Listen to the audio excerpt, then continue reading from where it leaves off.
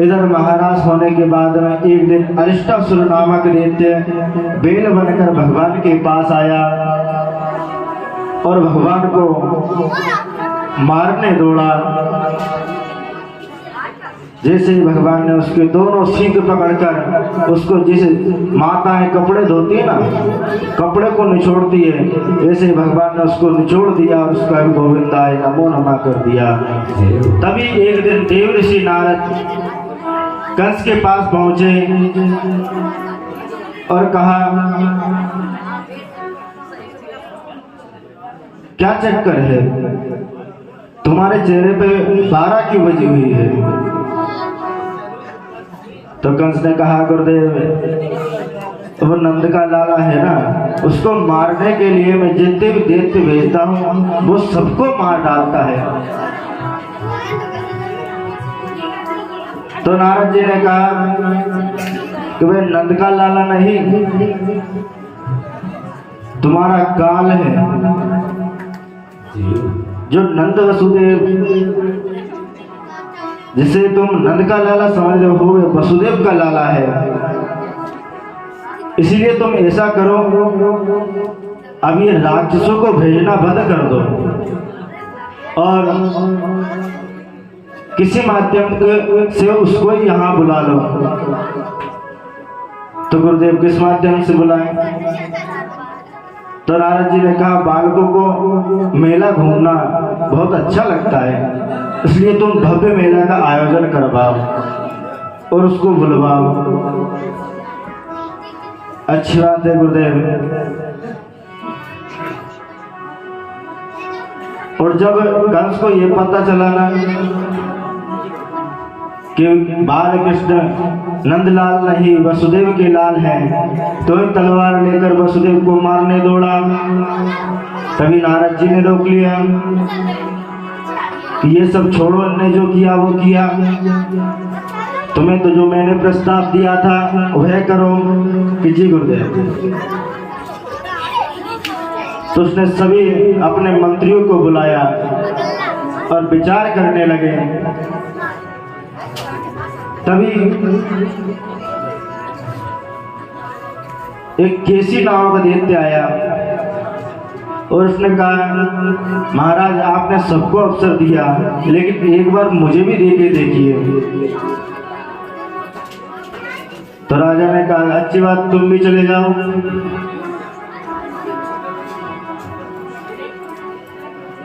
तो केसी गया और भगवान को देखकर मुंह फाड़कर खाने दौड़ा।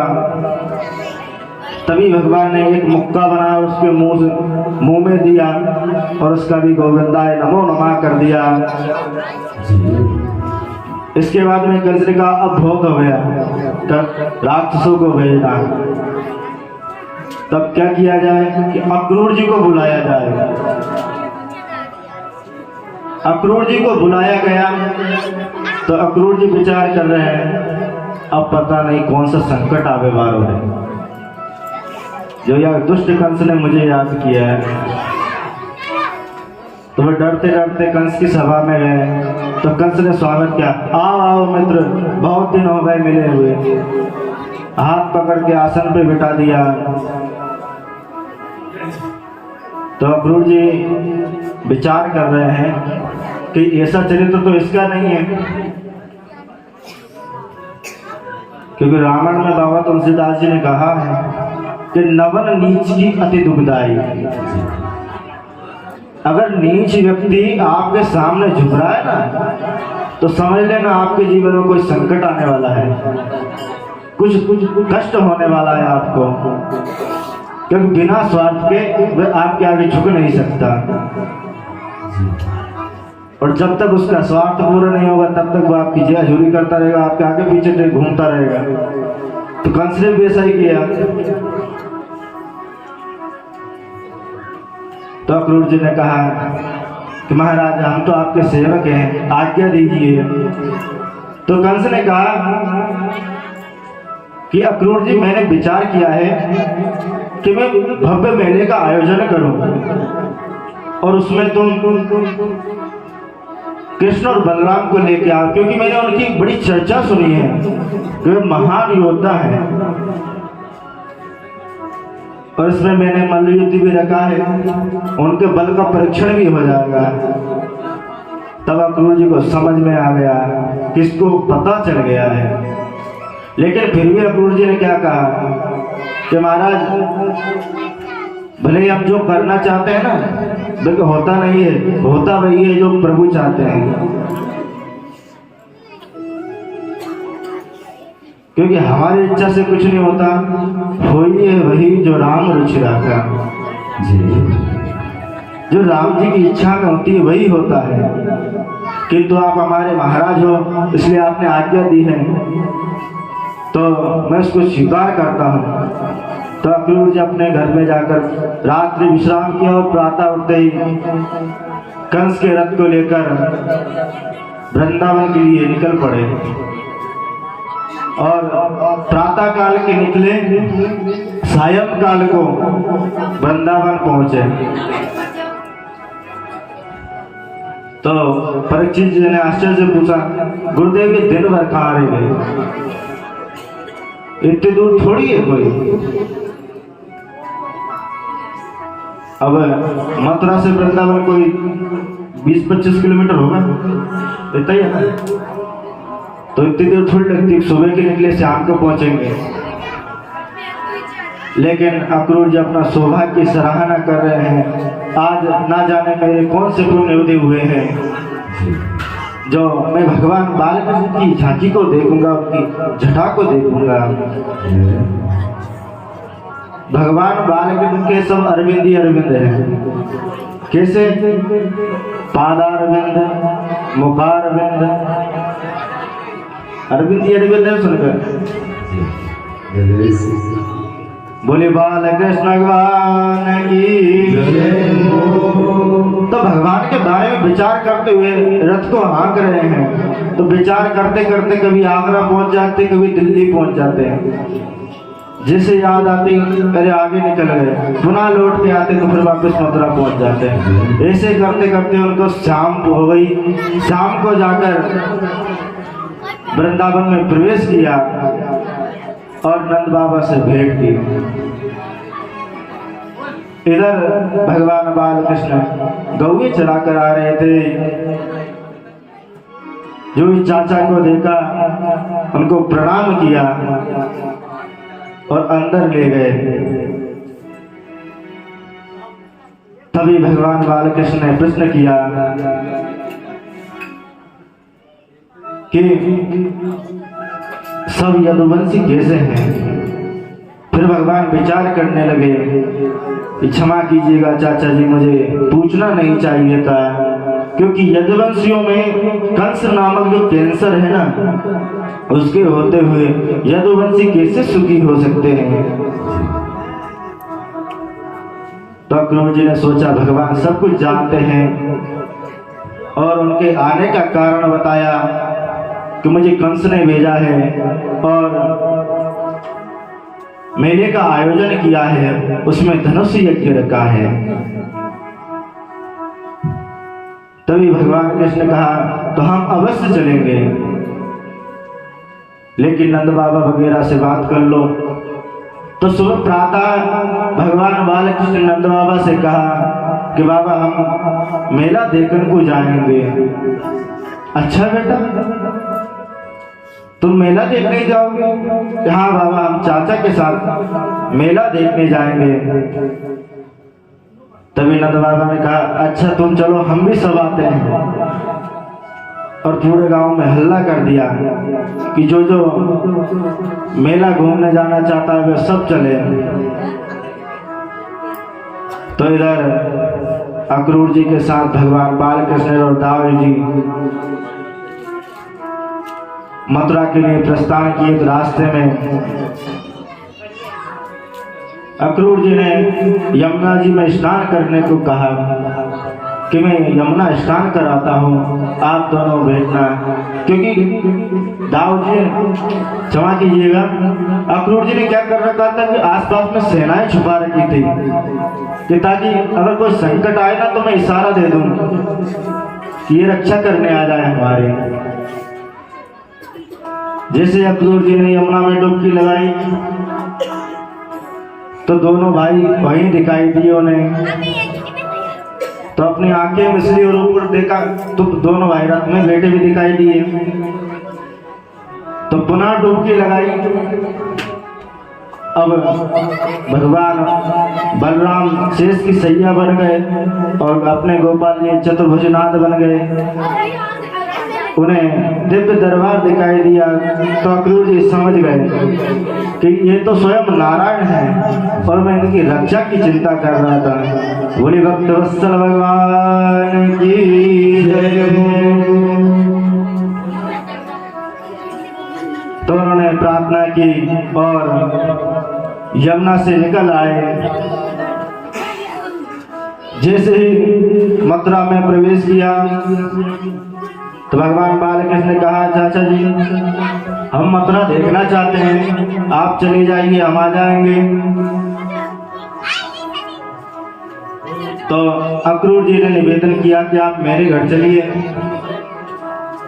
तो भगवान बालकृष्ण ने कहा, हम अवश्य आपके घर पे आएंगे, लेकिन अभी हम थोड़ा मामा का काम तमाम कर आएंगे। कि ठीक है। तो भगवान बालकृष्ण मथुरा की गलियों में घूम रहे हैं।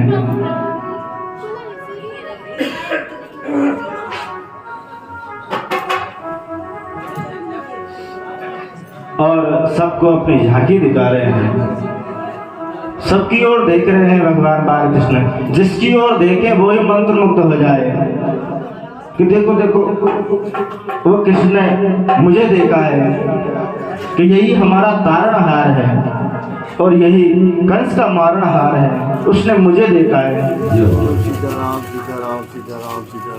अब भगवान क्यों सबकी ओर देख रहे हैं? क्योंकि राम अवतार में भगवान ने किसी की ओर नहीं देखा, अपने पलके झुकाकर ही चलते थे, क्योंकि मर्यादा पुरुषोत्तम श्री राम थे और इनका काम तो कहीं से मर्यादा का नहीं लगा, सब पूरे उठपटांग काम।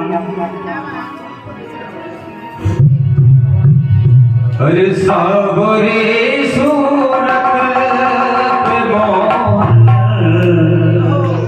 दिल दीवाना हो गया।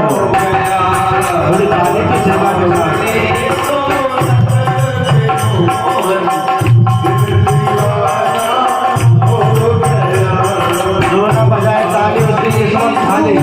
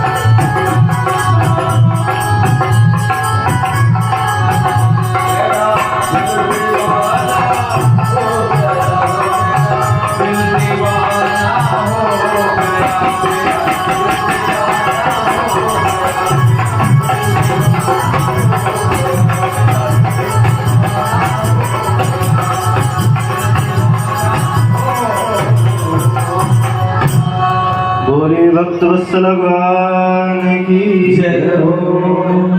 धाय धाम काम शब त्यागी मानव रंग न दिलोटन लागे। सब अपने अपने कामों को छोड़कर भगवान बालकृष्ण को देखने दौड़े और जहां से निकलते पीछे वाले लोग पूछते हैं कहाँ को गए, कितको गए, अबो को निकल के गए।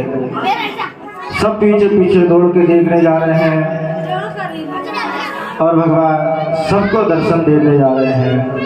तभी रास्ते में सब ग्वाल बाल मिल गए हैं और सब ग्वाल बाल कहते हैं लाला हमारे कपड़े फटे पुराने हैं, कचू नए कपड़ों की व्यवस्था कर दी। तेरा मामा तो राजा कंस है ना। तो भगवान कृष्ण ने कहा चलो व्यवस्था करते हैं। तो जो भगवान बालकृष्ण धोबी के पास पहुंचे और कहा कि हमें कपड़े दे दो। तो उसने अपमान भरे शब्द कहे भगवान से कि तुम नेक सो छोरा गैया चरावे वालों और राजा महाराजाओं के कपड़े पहने ना। तो भगवान ने देर करी ना पूर करी ना पूर एक चांटा ऐसा दिया कि उसका गोविंदाय नमो नमः गर्दन धड़ से अलग। तो सब धोबी डर गए और वहां से इधर उधर भाग गए और कहने लगे कि यह छोरा के हाथ में सुदर्शन चक्र है।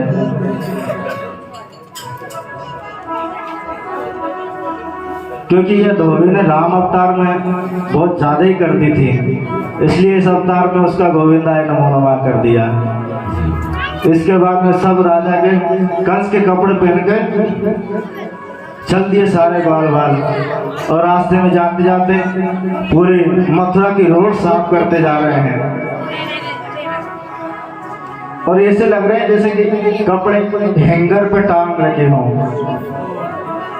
क्योंकि ग्वाल बाल सब छोटे छोटे और कपड़े कंस के बड़े बड़े। तो ऐसे लगे जैसे कि हैंगर पे टांग रखे हों कपड़े।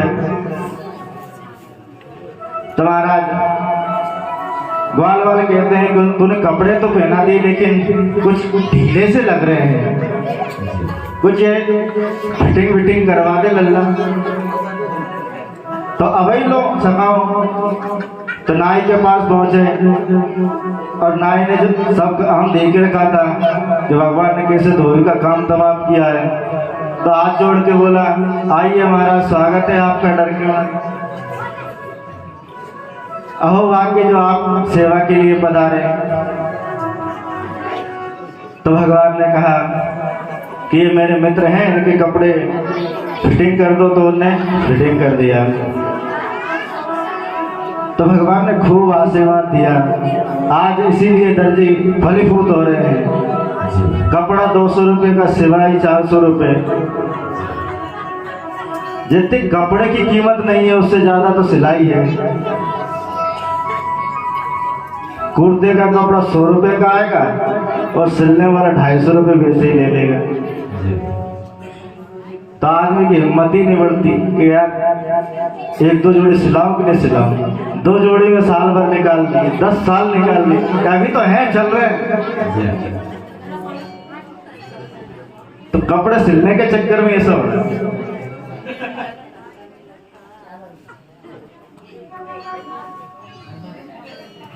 तो इसके बाद में महाराज रास्ते में चलते चलते ग्वाल वाले ने कहा लल्ला कपड़े तो अच्छे दिला दिए तूने, लेकिन 100 चंदन और मिल जाए कि चंदन और लगा ले। तो रास्ते से कुब्जा आ रही थी। तो महाराज कुब्जा को रोका और कहा हे करियर बामनी, हे गजगामनी, तुम कहाँ जा रही हो? अरे सुंदरी जरा रुको।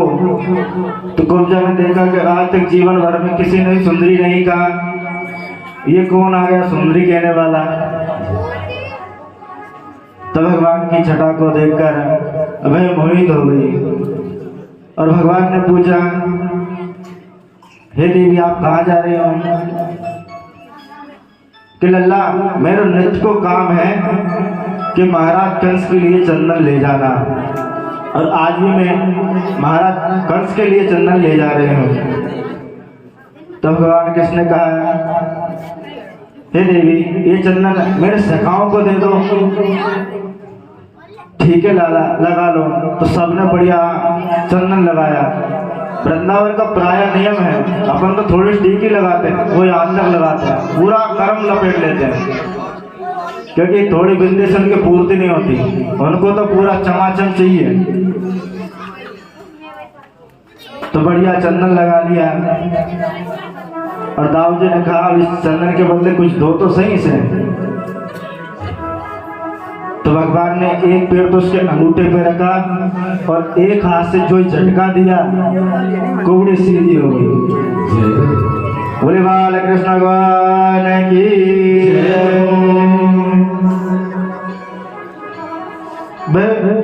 अप्सरा की भांति सदृश्य होने लगी और भगवान से हाथ जोड़ के निवेदन करने लगी कि भगवान आप मेरे घर चलिए।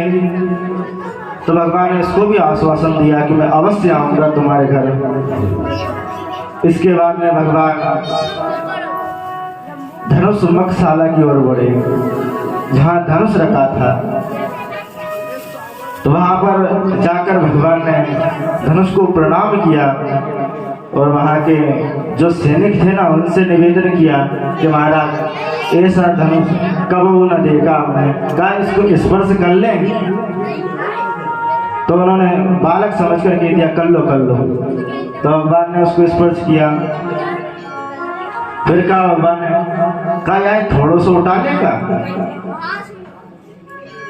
तो सैनिक कहते कहा तोरी मती मारी गई का 100 छोरा ये शिव जी को धनुष को उठाएगा। तो इधर दाऊ जी ने कहा लल्ला अपने दूध बारे हाथ दिखाइए तो सही, जिससे असुर मारे हैं तूने। क्या अच्छा दाऊ जी हाँ। और जो ही धनुष उठाया और उसके 2 टुकड़े कर दिए। इधर कंस को पता चला कि धनुष टूट चुका है, क्योंकि परशुराम ने धनुष देते समय कहा था कंस जिसने इस धनुष को तोड़ दिया वही तुझे मारेगा। कंस घबरा गया और इधर जैसे ही धनुष को टूटते हुए देखा तो सैनिक मारने दौड़े। तो एक टुकड़ा तो दाऊ जी ने ले लिया धनुष का, एक टुकड़ा कृष्ण ने ले लिया। दोनों ने दे धनाधन सबको कूट डाला और सबका गोविंदाय नमो नमः कर दिया। इसके बाद में आगे चले भगवान और कुवलिया पीड़ नामक हाथी मिला, जिसको कंस ने मदरा पिला रखी थी भगवान को मारने के लिए। तो जैसे ही कुवलिया पीड़ मारने दौड़ा तो भगवान ने उसके दांत पकड़ लिए और दांतों में ऐसा झटका दिया कि उसके दांत ही बाहर निकाल लाए और उसका भी गोविंदाय नमो नमः कर दिया। धीरे धीरे जैसे आगे बढ़े दोनों भाइयों ने एक एक दांत ले लिया और सबको मारते कूटते मल्ल भूमि में पहुंच गए। वहां पर जैसे ही भगवान ने पदार्पण किया सभी भगवान रूप छटा को देखकर मोहित हो गए और कंस भयभीत होने लगा।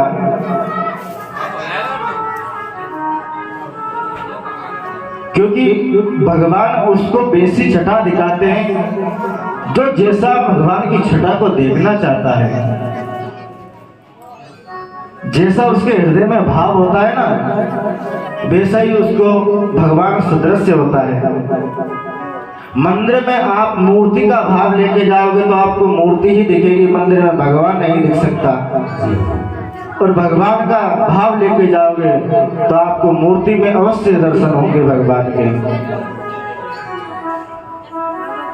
ये सब भाव की बात है,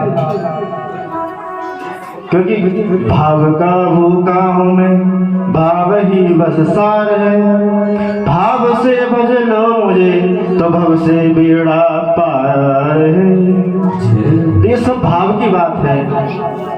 वहां पे सब ग्वाल बाल मथुरा नगर निकासी जैसे भगवान की मूर्त देखना चाहते थे, सबको वैसा ही दिखाई दिया। इसके बाद में